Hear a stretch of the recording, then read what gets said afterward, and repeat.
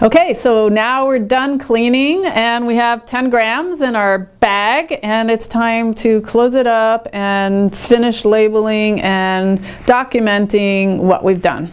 So first I'm going to take off my gloves and I will put them away from my surface, and I'll grab the bag and I'll note the weight.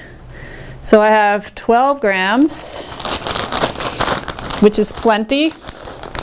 And I'm going to close up my bag here. And I can either reuse my old tape or I can tape it up again with some new tape.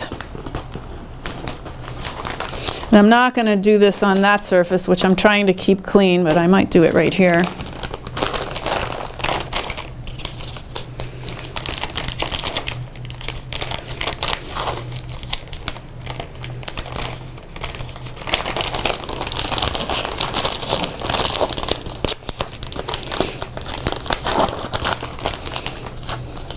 And this is just like we packaged them before in the field. Want to keep it airtight until we send it to the laboratory. Okay, so at this point, I want to write on my log, and it's a good idea to keep a physical log. I think you'll have an electronic log, but if you keep a paper log every year of your samples, you'll have a physical record of what you've done. And so what I would do now is I would take my marker and write, it's already on here, I would write that I cleaned it, and I would write the sample number on it.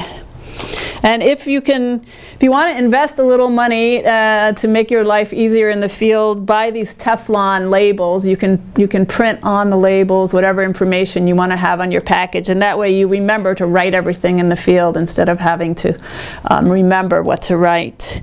So here I have now a record of what I've cleaned that I'm going to send to the lab. And I usually use the same record sheet every year, and I'll put the year. And this sample is from 2012, so this is what I'll write up here. It's my 2012 set. And this was the sample number 65. So I'll write that here. And then I'll write the plot number. And the area, this sample is from the Fremont National Forest, from the Gerhardt Wilderness. And the species is Hypogymnia imshalgii. I'll record that. And the date it was collected, which was June 13. And it was collected by myself, another person. And it was collected on AB's concolor, branches, and litter. Date, it was cleaned.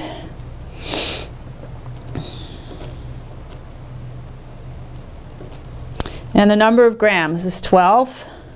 And this is my first replicate from that site.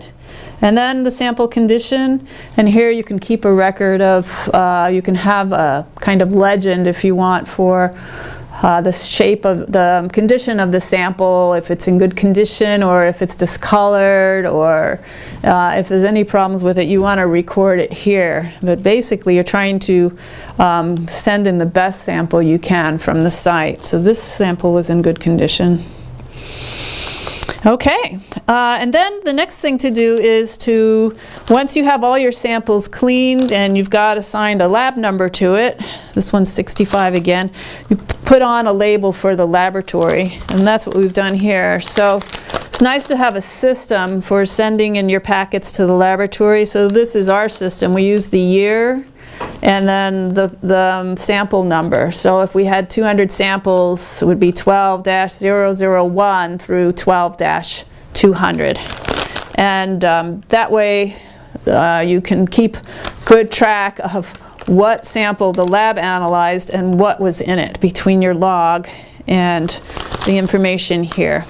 And when you're done, writing down all your sample information. You should transfer this to the computer so you can have a computerized record, and then when you get the results back from the laboratory, you can just match them up by sample number and add them to your database.